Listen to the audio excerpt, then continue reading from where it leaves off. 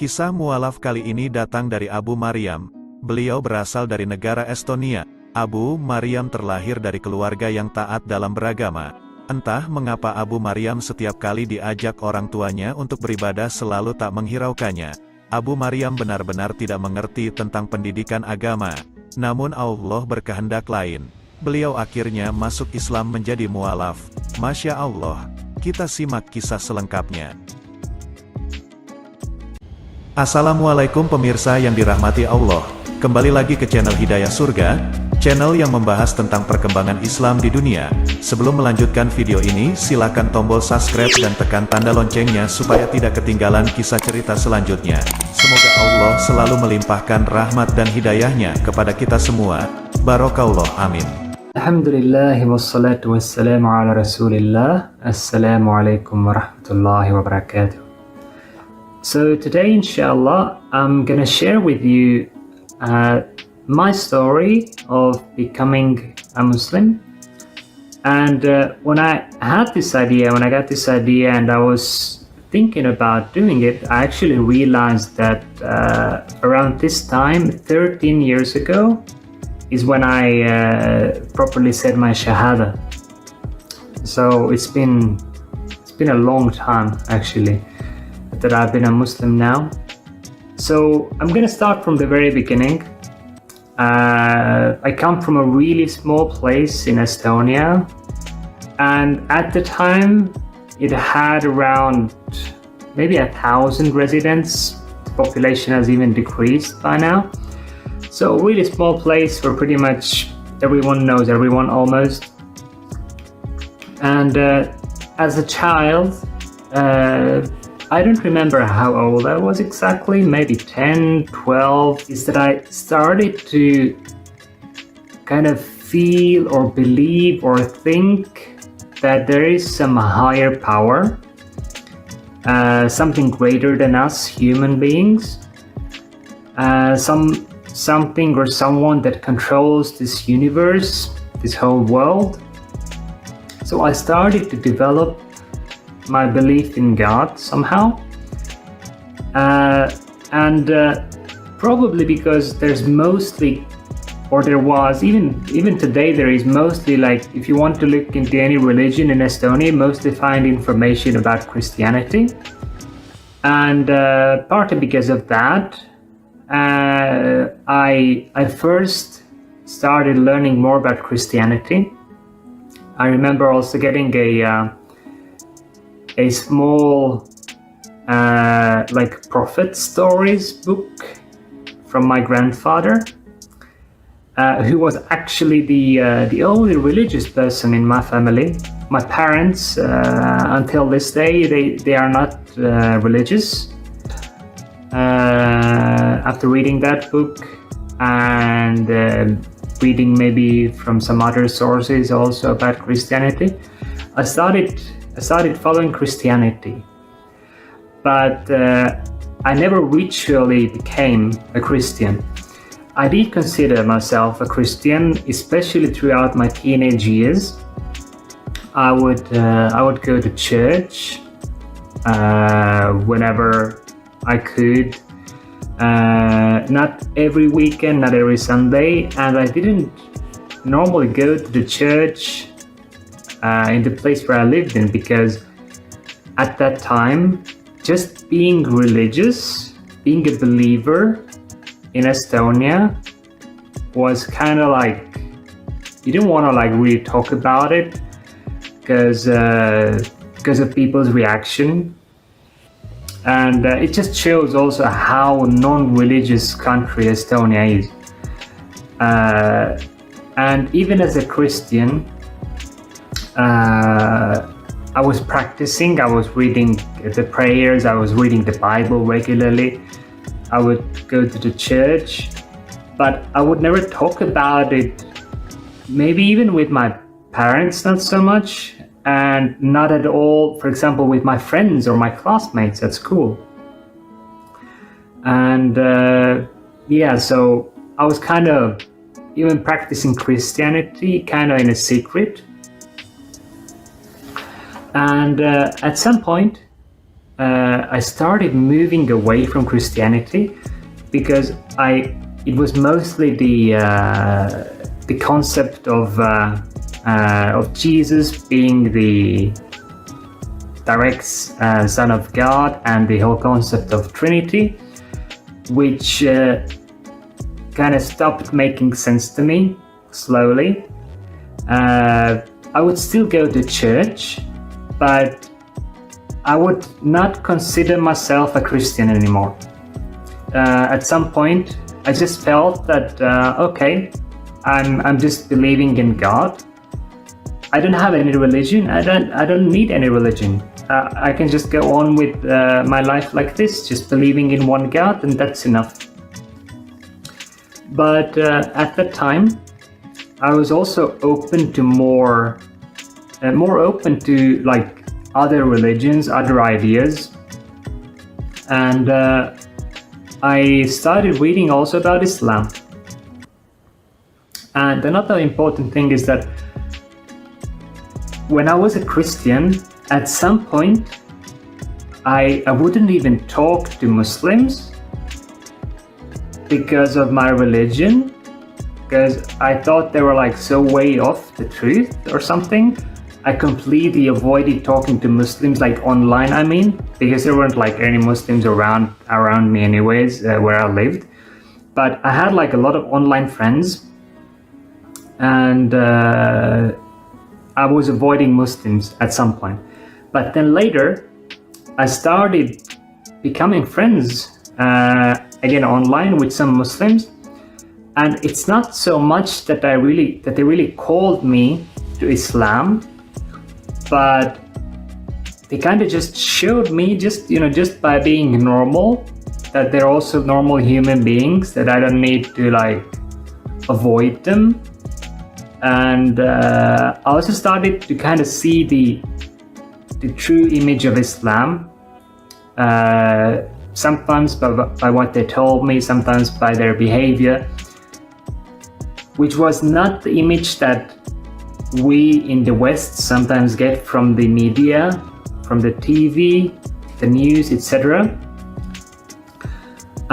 So thanks to those friends, partly, I became more open about Islam. I got more curious about it. I wanted to know more.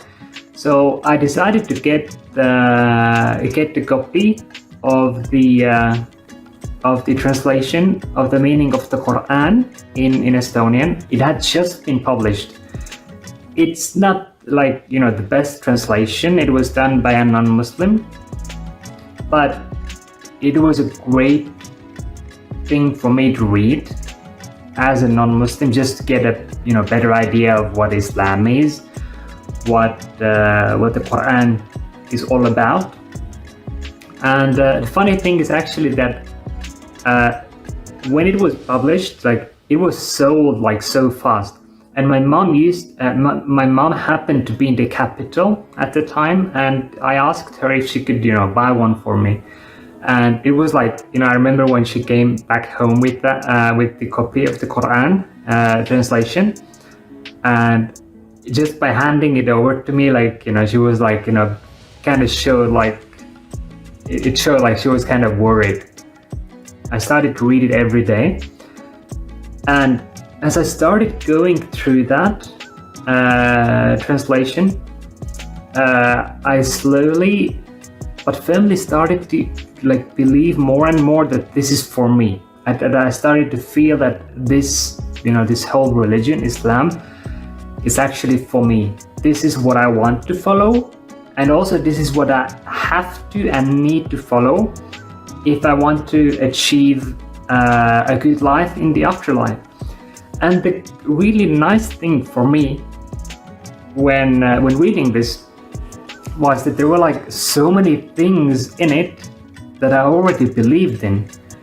So when some people think that becoming a Muslim, like converting from Christianity to Islam, for example, is such a huge change of direction in your life, but the truth is, for me, it actually wasn't so big of a change of direction, at least with my beliefs and my understanding of the world. Because the whole concept of the hellfire and the paradise, the prophets, and even like especially for me, the concept of Jesus in Islam was so much more acceptable for me, so much easier to understand, that he is just a really important prophet, and not a son of God. As I was reading through the book, I started to kind of feel that feel myself as a Muslim. I wasn't praying at the time. I hadn't said my Shahada, but I was feeling that I was identifying myself as a Muslim already. So at that time, like parallel to my religious change, something else was going on that kind of slowed down my me becoming a Muslim. If I'm not mistaken, then I believe it was actually the very same day that I got the Quran that I started talking to one girl online from India, and we talked more, and I fell in love. And when I was 17 at the time, so of course I couldn't travel legally, like it would have been like a bit more difficult at the time.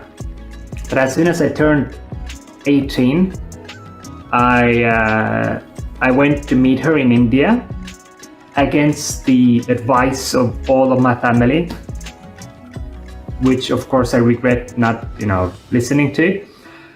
It was a stupid decision, obviously Islamically incorrect, but it's just what happened. I was crazy in love, and I did that. The funny thing is that I became more religious there, and the reason is that while I was staying in the hotel, I discovered this Islamic TV channel called Peace TV, mostly famous for Zakir Naik, and I learned so much about Islam, and my faith grew a lot, and I was even trying to pray a little bit in some certain incorrect way while I was there. And of course this thing with that girl didn't work out. I came back, that relationship ended, I believe 2009 March, and it was 2009 April when I properly said my Shahada. So I was still in high school at the time, and I had 1 full year of high school left, and not the easiest thing as a practicing Muslim. One thing, because of the food, I used to normally eat in the school canteen, but then I stopped that because there was mostly everything was haram to eat. There weren't any vegetarian choices really. And the prayers, of course, that was quite hard, but somehow I managed. I would sneak out. I mean, not sneak out, I would ask out, raise my hand, and the way it was can I go out? And normal people would just go to the bathroom, but I would go and do my prayers somewhere in the school building. I would sometimes go to the backup stairs, the fire stairs, around that area. There wasn't too many people moving around there. It was pretty hard, but I always kept in mind that okay, inshallah, one day these things will become easier, and I will just keep doing it patiently. And also, alhamdulillah, what made it easier for me was that my parents kind of took it pretty well. Me becoming a Muslim, there weren't really that big problems with that. They weren't happy about it for sure, but they slowly started accepting that. And right after high school, 2010, in the autumn, I moved to Saudi Arabia to study in the Islamic University of Medina. Hidayah surga adalah hadiah ilahi yang mengubah hati kita, mengukir kebaikan dalam tindakan kita, dan memberi kita pandangan akan keindahan yang tak terbayangkan di surganya, kebahagiaan yang abadi. Sekian, terima kasih. Wassalamualaikum warahmatullahi wabarakatuh.